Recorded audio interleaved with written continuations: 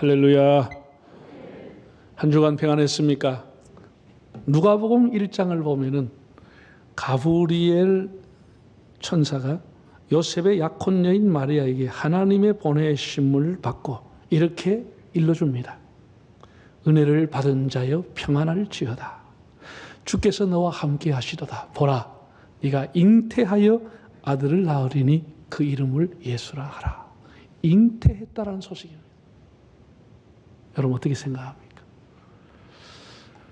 지금 세계 인구가 230개여 국가에 한 80억 정도입니다. 80억 정도예요. 해마다 한 8천만 명 정도가 급증하고 있습니다. 세계 인구가. 이제 뭐 한 20년에 아마 20년 채 못 가서 100억이 될 정도예요. 네. 근데 뭐 그 출산율이라는 게 있어요. 여성이 15세에서 일반적으로 50세까지 한 여성이 평생토록 낳을 수 있는 자녀가 세계적인 출산율은 평균이 2.5명이에요. 2.5명이에요. 그런데 물론 이제 아프리카 이런 나이지리아 이런 데 가면 뭐 7명도 놓고 평균이 부룬디, 뭐 콩고, 우리 성경 줬던 콩고 민주공화국, 그건 뭐 이런 나라들, 앙골라, 감비아 이런 나라들 평균 7명에서 6명의 자녀를 낳아요. 그리고 아프리카 사람이 계속 늘어나는 거예요. 그 다음에 이제 중동권 이슬람 사람들이 3명 전으로, 3명 전으로 오는데 이라크, 예멘, 아프가니스탄 한 5명 나요. 아프가니스탄, 뭐 파키스탄 굉장히 그래서 앞으로 무슬림이 굉장히 증가되는 거예요. 그런데 뭐 우리가 아는 선진국 미국, 영국, 프랑스, 뭐 또 러시아, 중국, 이북까지 한 2명 가까이, 북한도 1.9명이에요. 북한도 어려도 많이 나요. 1.9명이에요. 대한민국 얼마나 논다 아세요? 2019년도, 지금은 더 합니다. 2019년도의 통계가 0.9명이에요. 둘이 결혼해서 하나를 안 놓는 거예요. 그런 인구가 계속 줄 수밖에 없는 거예요. 그리고 심지어 국가 소멸률이 나올 정도 아니겠습니까? 정부를 이끌어가는 분들이 이런 미래적인 설계를 하고 자녀를 낳을 수 있는 환경, 자녀를 잘 길러주겠다는 그런 확신을 줘야 자녀를 놓는 것이지, 자꾸 낳으라 건다고 돈 20만 원, 100만 원 준다고 그게 나아요? 안 낳는 것이 그게. 참 안타깝다 생각이 들어요. 요즘은 이제 아이들이 결혼해가지고 잉태했다 소식 들으면 어때요? 야, 축하하고 양가지 다 기뻐하고 참 자식이 태어난 게 울음소리 있다는 가정이 얼마나 축복입니까? 오늘도 2부 예배 때 어린애가 새로 왔으니까 안수하고 기도했어요. 아이들이 태어났다, 잉태했다, 얼마나 기쁜 소식입니까? 그런데 잉태했다는 소식을 들은 마리아는 두렵고 무서워 떨었다는 거예요. 왜? 그 당시 율법 사회에서 처녀가 애를 낳아버렸으면 이게 말이 되는 소리입니까? 자기가 죽음밖에 없는 거예요. 그래서 두려워 떨면서 이런 인사가 어쩐 일이냐? 내가 사내를 알지 못하는데 이게 무슨 일이 이런 일이 있냐? 너무 황당하다. 이렇게 기절초풍할 일이 일어나게 된 거예요. 기쁜 소식이 못된 겁니다. 마리아 개인에게는. 천사들이 밖에서 양을 치던 목자들에게 나타났습니다. 큰 영광으로 하나님의 영광이 들어 비치니까 모든 목자들이 두려워 떨었다 그랬어요. 그때 하늘의 음성이 들려왔습니다. 두려워하지 말라. 보라, 내가 너에게 미칠 큰 기쁨의 좋은 소식을 전하라. 오늘날 다윗의 동리에 너희를 위해서 구주가 나셨으니 곧 그리스도 주시니라. 그리스도라고 하는 것, 오랫동안 이스라엘 사람이 기다렸던 메시아, 히브리어로 메시아가 왔다라는 거예요.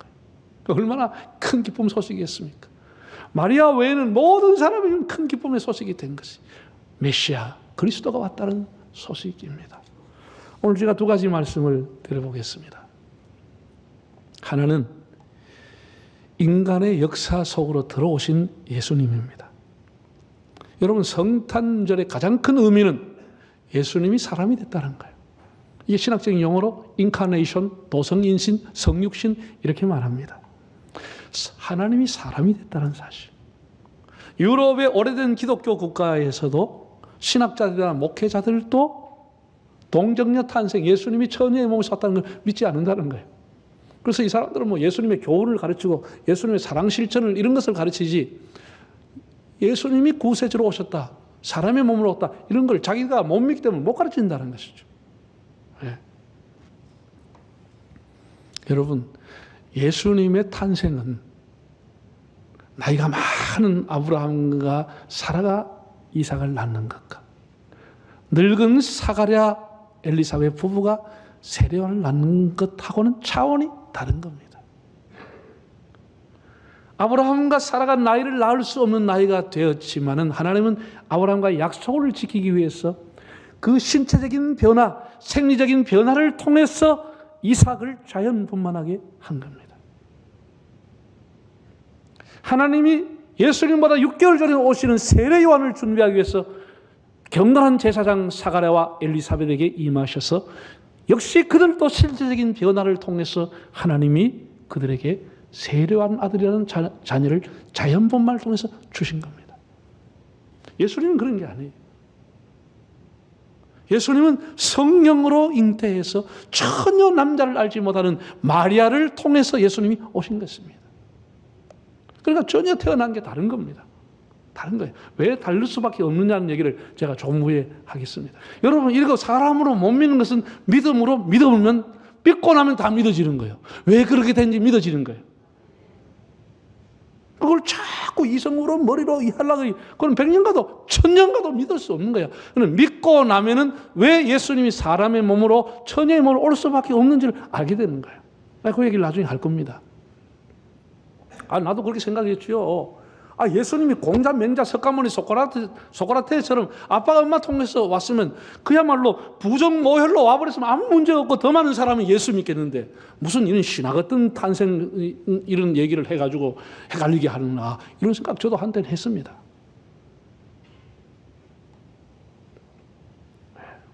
예수님이 사람의 몸으로 역사 속에 왔다라는 거예요. 여러분, 누가라고 하는 사람, 누가복음 누가 썼죠? 내가 다 가르쳐줬잖아. 누가복음 누가 썼어요? 누가라고 하는 사람이 쓴대요. 사도행전도 누가가 기록했어요. 이 두 가지가 짝을 이루는 것인데 성경의 신학의 분량 중에 가장 많은 분량이 누가복음과 사도행전을 쓴 누가가 쓴 거예요. 누가의 특징이 뭐냐? 이 사람은 헬라인이었습니다. 헬라인이었고 두 번째는 의사였습니다. 직업이. 아주 세밀한 사람. 의사가 뭐 이렇게 덜렁덜렁 이렇게 그런 성격과 꼼꼼하지 않은 의사를 뭐 하잖아요? 의사였어요. 그러다가 이 사람은 아주 역사의 조예가 깊은 사람이었어요. 너무나 경건한 사람이었어요. 바울을 만나고 난 뒤에 평생 바울의 동역자가 되고 바울의 연약한 몸을 늘 돌봐준 사람이 됐는데 그렇게 긴 누가복음과 사도행전을 썼지만 자기 이름 한 번도 쓰지 않았어요. 한 번도 쓰지 않고 내 생각에는 내가 주장에는 이런 말 한마디도 하지 않고 기록해놔. 그건 가능하면 객관적인 역사적인 일을 기록하려고 힘을 썼던 사람이 누가예요. 바울이 자기 서신에서 누가라고 하는 사람이 의사라고 하는 걸 밝혀줬고 동명인이라고 밝혀줬지 누가 개인은 자기 일을 전혀 누가복음이나 사도행전 기록하지 않았습니다. 그만큼 겸손한 사람이고 객관적으로 서술하려고 힘썼던 누가에 보면 항상 그 시대의 사람과 지명이 다 나와 있습니다. 그래서 거의 누가복음과 사도행전 보면 역사를 알게 되는 거예요. 자, 누가복음 2장 1절과 2절에 누가 뭐라고 기록했느냐? 그때에 예수님 태어난 날 즈음에 가이사 아구스도가 영을 내려 천하로 다 호적하라 했으니 이 호적은 구레노가 수리아 총독됐을 때 처음 한 것이라 그랬습니다. 아구스도라고 하는 말은 영어로 하면 아우구스투스라고 하는 것인데 원래 이 사람의 이름은 옥타비아누스라는 사람이에요. 악티움 전쟁에 승리하고 이제 제정 로마의 첫 번째 황제가 된 사람이 이 아우구스투스라는 사람입니다. 그 이름의 뜻은 가장 존귀한 자, 가장 영광스러운 자라고 하는 이름이 아우구스투스라는 이름이에요. 그런 칭호를 가지고 주전 31년에서 주후 14년까지 44년을 로마를 통치했던 사람. 이 사람의 이름이 나오면 이 사람이 통치한 기간이 나와요. 주전 31년에서 주후 14년 사이에 예수님이 태어났다. 이게 나오는 거예요. 그러다가 그 뒤에 또 뭐라고 써놨냐? 수리아의 총독이 구레노라였다. 이런 걸 맞추면 예수님이 탄생한 게 거의 나오는 거예요. 자, 이렇게 어떤 사람이 다스릴 때 또 어떤 지명이 나옵니다. 베들레헴에서 예수님이 이제 탄생하는 거 아니겠습니까? 예. 왜 이 사람이 인구조사를 시켰느냐라고 하는 데 대해서 뭐 크게 한 두 가지 정도로 봅니다. 가장 상식적인 것은 워낙 자기가 넓은 지역에 수많은 사람을 통치하고 있다는 자기 과시지요. 내가 이렇게 넓은 지역에 이렇게 많은 사람을 다스리고 있다. 많은 지상이다. 이걸 자기 과시하기 위해서 인구조사를 시켰다 하는 것과, 두 번째는 징병과 세금을 낼 수 있는 기본적인 자료를 만들었다. 이렇게 보겠습니다. 자, 그래서 이제 모든 사람이 로마 영에 있는 사람들은 이 황제의 명예니까 거기 갈 수 없어가지고 요셉도 본적지인 자기 원래 고향을 따라 베들레헴으로 호적하러 가게 됐다는 것이죠. 여러분, 우리가 여호수아서를 읽어보면 유다 지파가 제비보와 차지한 땅이 베들레헴 지역입니다. 그 베들레헴은 유다 지파가 오랫동안 살았던 땅입니다. 예를 들어서 나오미, 보아스, 다윗 다 베들레헴 출신의 사람들입니다. 그래서 나오미가 모압 지방에 가 있다가 돌아올 때 나는 고향 베들레헴으로 돌아온다고 돌아오는 겁니다. 다 유다 지파이기 때문에 거기 살았던 거예요. 그런데 요셉이라고 하는 사람은 유다 지파임에도 불구하고 언제부터 나사렛이라는 동네가 살게 되는지 모르겠습니다. 나사렛과 베들레헴과의 사이는 45km, 약 100리 정도 떨어져 있는 곳이에요.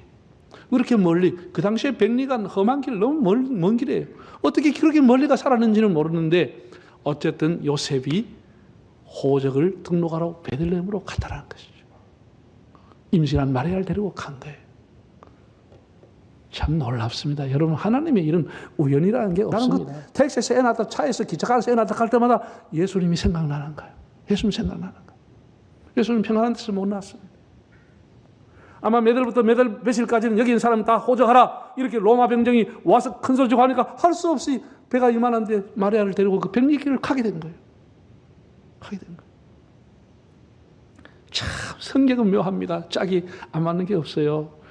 예수님이 오시기 700년 전에 미가라고 하는 선지자가 히스기야가 왕으로 있을 때, 주전 700년 전후에 히스기야가 유대 왕이었는데, 그때 히스기야 시대 때 활동했던 미가라고 하는 선지자가 예수님 오시기 700년 전에 예언을 해놓았어요.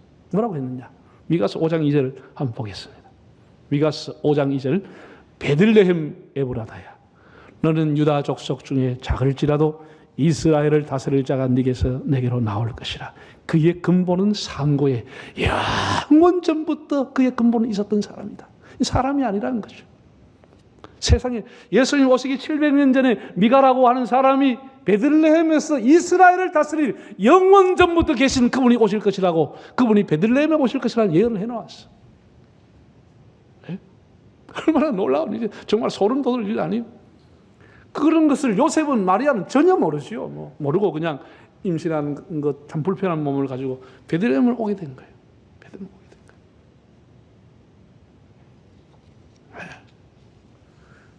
거예요. 오니까 여러분, 예수님이 이제 거기 출생함으로써 다시 올 필요 없고 거기서 바로 등록하고 온 거예요. 출생 신고까지 하고 왔을 거 아닙니까? 우리 짐작할 때. 예수님이 땅에 오셔가지고 호적을 등록했다고 하는 의미는, 예수님이 땅에 호적을 등록하심으로 우리 예수 믿는 사람은 전부를 천국에 등록해 놓으신 겁니다. 당신은 땅에 와서 등록하고 우리 모두를 천국 하늘나라에 호적 등록시켜 주신 겁니다. 네? 예수님 마구간에 태어났다 그랬죠? 마구간에 났습니다. 여러분, 지금은 뭐 베들레헴이라고 하는 것이 조그마한 도시지만 성지가 되어 있습니다. 지금 그때 조그마한 2000년 전의 마을에 무슨 여관이 있고 호텔이 있겠습니까? 아무것도 없지요. 당연히 없지요. 그땐 유명한 관광지도 아닌데 없죠. 그러나 사람을 이게 몸을 풀려고 하는데도 사람들이 냉담했는지 다 이렇게 거절한 거예요. 거절한 거예요. 요셉이 사람이 좀 이렇게 너무나 착하고 순한 사람이니까 막 어글지고 이렇게 뭐한 것 같아. 막 문 두드리고 문 좀 열어줬어. 막 절단 났습니다. 이거 막 이래가지고 밀고 들어가야 되는데 요셉은 그런 성품이 아니야. 그냥 아이고 안 된다 하면 또 안 된다고 또 가고 또 이러다 보니까 이런 꼴이 나쁜 거예요. 사람이 어떨 때는 조금 두껍게만 밀고 들어가야 됩니다. 무슨 말인지 모르면 통과. 예. 그래가지고 요셉이 너무 사람이 착하다 보니까 안 됩니다 하면 알겠습니다. 이러고 나오고 이래가 맷집 가다가 막 아이고 안 되겠다. 이제 진짜 막 양수가 터져 큰일 났다 해가지고 보니까 마구간에 말들이 있는 곳에 가서 아기가 태어났다는 거예요. 기가 막힌 일 아니에요? 기가 막힌 일 아니에요? 우리로 말하면 119 안에서 아가 나버렸다는 거예요. 병모이 아니고 집도 아니고. 그러면 이제 학자들은 뭐 예수님이 태어난 마구간에 대해서 어떤 사람 뭐 당시에 2층 구조로 되어서 1층은 말들이나 뭐 짐승이 사고 2층에 주인이 살았다. 유대인들은 그렇게 살지 않았어요. 그거 다 자기 나라 생각이지. 어떤 사람 뭐 안채의 주인이 사고 별채의 짐승이 살아서 예수님 별채에 태어났다. 별채 같은 소리 하고 있다. 그게 아닙니다. 그것은 오리겐이라든지 유세비우스 같은 학자들이 뭐라고 얘기했냐 하면 자연 동굴일 것이다 라고 했어요. 나는 그 말이 맞다고 봐요. 왜냐하면 지금도 여러분 성지순례 가서 예수님 태어난 거 가면 큰 별이 있어요. 별을 보고 왔기 때문에 큰 별을 그려놨는데 사람들이 거기 와서 전부 다 손 내놓고 여기 사진 찍어요. 기념사진. 별하고 같이 사진 찍어요. 예수님 태어난 곳이에요. 천주교인들은 거기다 입을 맞춰가 별이었다. 다 따라붙어 그냥. 올해가 사진 찍어. 난도 올해가 찍었어. 찍었는데 그게 위치가 화려하게 돼 있지만 밖에서 보면 다 동굴로 돼 있어요. 자연 동굴이에요. 동굴에. 예수님이 자연 동굴에 나셨겠다 그런 생각이 들어요. 그리고 예수님이 태어나니까 구유에 누웠다. 구유라고 하는 게 뭐예요? 여물통 아닙니까? 가축들이 먹는 여물통이잖아요. 그러니까 그 자연 동굴에 통풍도 안 되고 얼마나 오물나고 냄새나고 그런 곳에 주님이 오셨다는 것이. 우리 세상이라고 하는 것은 여물통처럼 애통과 고통이 있는 이 세상에 이런 지저분하고 냄새나는 곳에 주님이 오신 것입니다. 사람의 몸을 입고 역사적인 인물로서 아우구스투스 때 수리아의 고레나가 총독으로 있을 때 호적을 하러 갔다가 베들레헴이라고 하는 곳에서 마국간에서 예수님이 출생했다. 사람의 몸을 입고 오셨다. 그런 얘기입니다. 두 번째는 예수님이 오신 것이 왜 이렇게 큰 기쁨의 좋은 소식이 될까? 여러분 우리 크리스천들은 우리 살아가는 의미를 부여하고 그 의미를 가지고 살아가는 거 아닙니까? 그냥 막 사는 거 아니잖아요. 예. 사람이 살아가는 의미가 뭘까? 여러분 살아가는 의미가 뭘까요? 여러분이 살아가는데 어떤 데 여러분의 삶의 기쁨이 정말 엔조이하는 기쁨이 있을까요? 그래서 내가 참 옛날 사람들은 기쁨을 어디에 두고 살았을까? 책을 봤더니 아우 역시 철학자는 달라. 플라톤이라고 하는 철학자가 기쁨에 대해서 행복에 대해서 이렇게 말했어요. 먹고 입고 살고 싶은 수준에서 조금 부족한 재산, 그게 기쁨이라는 거예요. 우리는 만땅이 넘치도록 와도 행복할지 많은데 부족한 상태가 행복하다는 거예요. 두 번째, 모든 사람이 칭찬하기에는 조금 부족한 외모, 그게 기쁨이고 행복이라는 거예요. 우리는 어때요? 만족이 안 돼가 계속 꼼치는 거예요. 그게 아니라는 거예요. 조금 거시기한 외모, 이게 오히려 행복하고 기쁘다는 거예요. 기쁘다는 거예요. 세 번째, 사람들의 절반만 알아주는 명예. 모든 사람이 몰라도 돼. 절반만 알아줘도 대단한 행복과 기쁨이라는 거예요. 절반만 알아준다. 네 번째, 우리 건강 그렇게 난리인데 다른 사람과 겨루어서 한 사람을 이기고 두 사람에게는 지는 정도의 체력. 어때요? 우리는 10명 다 이겨야 속 시원하지. 하나만 짐하고 잠 못 자고 입이 다 갈려가지고. 근데 철학자 플라톤이 뭐랬냐? 겨루어서 한 사람 정도 이기고 두 사람한테는 깨지는 거. 그게 행복하다는 거. 그게 기쁨이다라는 거. 야, 역시 철학자예요. 마지막에 이런 말을 했어요. 연설을 듣고 절반 정도만 박수를 치는 말솜씨. 모든 사람이 박수 안 쳐도 절반만 박수를 쳐도 행복하다는 거예요. 확인해서 그래. 우리나라 뭐 대통령 지지율이 50%만 나오면 행복한 거예요. 모든 사람 받을 거 없어. 50%만 받는 사람 거의 없었습니다. 대통령 하면서. 모든 사람에겐 칭찬받기에 조금 부족한 거시기한 외모. 이것이 행복하다는 거예요. 오늘 웃는 사람은 거의가 그런 사람들입니다. 그게 행복한 거예요. 행복한 거예요. 옛날에 미인 박명희라는 말이 있어. 잘난 사람 오래 못 산다 그랬어요. 워낙 사람들이 눈독 많이 들어가 오래 못 산다. 자, 그럼 우리 정말 큰 기쁨은 뭘까? 이런 기쁨하고 큰 기쁨은 뭘까? 예수님이 사람의 몸으로 왔다는 사실이에요. 제가 설명을 한번 들어볼게요, 여러분. 오늘 묻는 게 많네. 여러분의 몸값은 얼마가 된다고 생각하세요? 세계적인 경제 잡지 포브스라고 하는 미국에서 나오는 경제 잡지에 보면은 전 세계 스포츠 운동하는 사람들의 연봉이 순서대로 나와 있어요. 뭐 축구하는 사람, 뭐 배구하는 사람, 야구하는 사람, 농구하는 사람. 이야, 난 돈을 그렇게 많이 받고 운동할 줄 몰랐어요. 연봉이, 나는 얘기 안 하겠습니다. 여러분 다 기절할까면 말 못 하겠습니다. 너무 충격받았다. 상상을 초월할 정도로. 자, 마태복음 16장 26절 시작. 사람이 만일 온 천하를 얻고도 지 목숨을 잃으면 무엇이 유익하리요? 사람이 뭘 주고 지 목숨하고 바꾸겠냐? 이건 제 얘기 아니고 예수님이 여러분의 몸값이 온 천하를 주고도 바꿀 수 없을 만큼 귀하다고 그러셨어요. 예수님이 매긴 몸값이에요. 여러분의 값어치. 이건 제가 매긴 게 아니라니까. 예수님이 우리 한 사람 한 사람, 그 사람이 장애인이든 비장애인이든 어린아이든지 젊은 사람인지 나이 많은 노인인지 아무 관계없이 한 사람 한 사람의 목숨값이 부산시를 주고, 아니야, 텍사스 그 넓은 땅이 아니고 온 세계를 다 주고도 그 사람 목숨하고 바꿀 수 없다라는 거야. 그만큼 귀한 것이 우리의 생명의 값이라는 거야. 너무 많아가지고 못 믿는 모양인데, 여러분, 그런데 우리 이 목숨값을 다시 살려주고 우리 인생을 가치 있게 하기 위해서 예수님이 육신을 입고 오신 것이에요. 이게 성탄이다. 얼마나 놀라운 일이에요. 다시 우리의 삶을 가치 있게 살기 위해서. 여러분, 로마서 3장 5장에 보면 이런 말씀이에요. 모든 사람이 다 죄를 지었다는 거예요. 한 사람도 그렇게 사는 사람도 없고 한 사람도 선을 행하는 사람이 없고 모든 사람 다 죽는다는 거예요. 그렇기 때문에 예수님이 사람의 몸으로 오시면 예수님도 죄인이 되어버리는 거예요. 우리가 육체적인 DNA라는 게 있잖아요. 우리가 또 정신적으로는 원죄라고 하는 것이 다 내려오는 거예요. 예수님도 그 종자가 죄의 나무가 되어서 죄의 열매를 맺는 사람이 되고 마는 거예요. 그러니까 하나님이 사람이 죄인 된 사람이 사람을 죄를 속할 수 없으니까 사람이 아닌 사람이 와서 사람의 죄를 속해 줄 수 있는 것이 성령으로 태어나게 하는 것이에요. 성령으로 태어나게 하는 거예요. 그래서 예수님이 성령으로 태어나셔가지고 무흠한 인간으로 오셔가지고 우리 죄를 위해 십자가에 돌아가시고 우리를 구원해 주신 것입니다. 그래서 예수님이 동정녀로 오시게 된 겁니다. 할렐루야. 이건 너무나 큰 우리의 몸값을 다시 찾아주신 주님 얼마나 감사합니까? 이보다 더 기쁜 일이 없죠.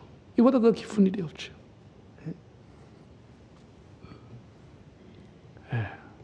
사랑하는 여러분, 성도의 가장 큰 의의와 축복은 하나님이신 예수님께서 역사 속으로 인간으로 이 땅에 오셨다고 하는 사실, 완전한 사람으로 오셨다는 사실입니다. 이것은 죄로부터 인간을 구원하시는 가장 큰 기쁨의 소식입니다. 우리의 몸값이 얼마나 귀하고 큰지 우리의 이 몸값을 위해서 주님이 십자가에 돌아가신 겁니다.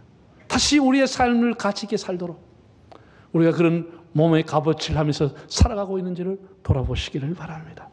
이 성탄의 계절에 구주 오심을 기뻐하고 찬양하며 그 주님의 사랑을 실천하는 여러분의 삶이 되시기를 바랍니다.